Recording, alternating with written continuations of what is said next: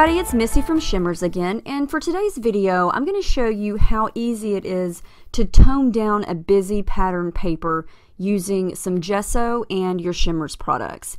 And I've chosen to use this text script paper here from the Amy Tan Better Together collection. I love it. I love the colors. I think it's a beautiful paper, but it's very busy. And when you have your photo right on top of it, you just kind of lose the picture because the paper's so busy. But what if you still want to use it, but you just don't know what to do with it? Well, I'm going to show you how you can create a mixed media background using this paper.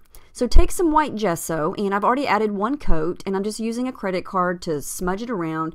Let it dry, and just keep adding it as much as you want until you fade away some of that pattern. And as you can see there, I've got a nice big chunk over on the right and in toward the center of white. And you can still see the pattern, but it's kind of faded, and it makes your photo stand out a little bit more. And so once you've got your area kind of faded away, so to speak, I'm going to come in here with some Shimmerz. And you could do this with any of your Shimmerz products, any color scheme you want. I just chose 4 different colors based on the colors that are in the paper.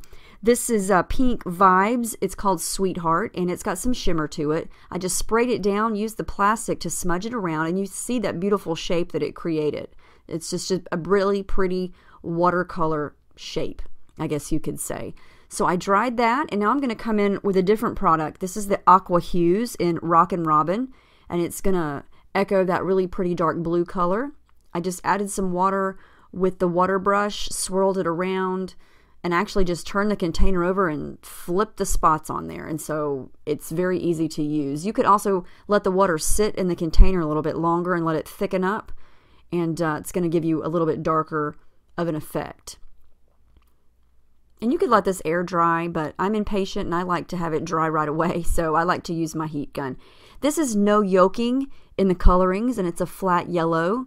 And again, I just sprayed it on. And this is really, there's no right or wrong way to do this. You can't go wrong with the plastic packaging and the water brush and paint brushes, because it's supposed to look messy and it's supposed to look abstract. And so this is an easy way to do that. And you can already tell that the words in the background are kind of taking a back seat, because the colors that I'm using are creating a nice solid base for my picture. And you can see I've got some flat color and some shimmer going there. But when I put my picture on top of it, it stands out a lot more because you've got that base behind it that's not busy. It's more of a solid color, if that makes any sense. It looks fine the way it is, I think. I like to add a little bit more. So I'm going to come in and add a couple more splatters of the blue. And then I'm going to echo that really pretty reddish orange color, and it's colorings and My Bleeding Heart is what I'm going to add there. And I'm just going to add some splatters to it and call it a day.